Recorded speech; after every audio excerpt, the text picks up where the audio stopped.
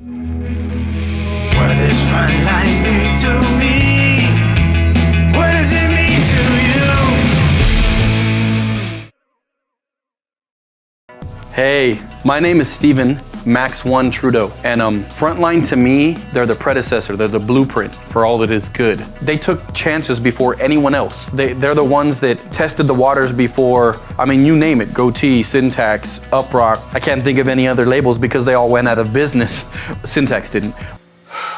They were doing hip hop before anyone else, at least doing it in volume. They were putting out several releases. I mean, that was p.i.d. and Preaches and Dynamic Twins, of course, D-Boy. That's where Krista Lewis got her start with Wild Blue Yonder, like before she was the solo sensation. I mean, they were doing it. They were doing it raw. They were doing the hard stuff that I don't listen to, but obviously people do. They were doing the great hip hop. They were doing the cool artsy-fartsy folk music. They were dope. I mean, that's all there is to it. They were so influential on me. I do not think that Syntax Records would exist if it wasn't for Frontline. I almost drove in my Chevy Cavalier station wagon out to Texas to meet Tim Miner because it was like, hey, this soulful singing white dude is behind a bunch of this stuff. I was seeing his name on projects. So I found out that he had a Bible study in Texas. I was gonna drive out there in my car with a little tape of music that we'd recorded, and I was gonna introduce myself and meet him and get started in the music industry. We were not ready yet, so thankfully my parents did not allow me to make a fool of myself, but that almost happened. I did make a fool of myself to Dynamic Twins early on in their career, and that's okay. They don't remember. They don't know that it's the same guy.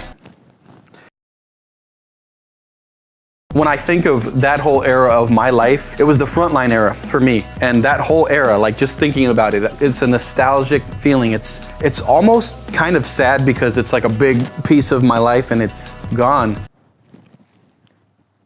But I think back to that time when I was so excited to get the new release or the little sampler cassettes, which they were really innovative with. The only ones that I knew of in the Christian industry doing it that were paralleling the general market, it would be like snippets of music that were narrated with usually some sort of comedy guy talking in between songs and talking about the artist. I would get so excited when I would get a little baggie with a magazine and a little Frontline tape in there. That whole era, like if I think back, I get sad.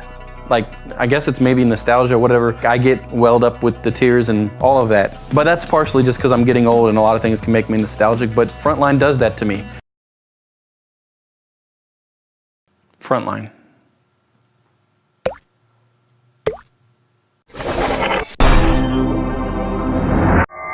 Frontline Records.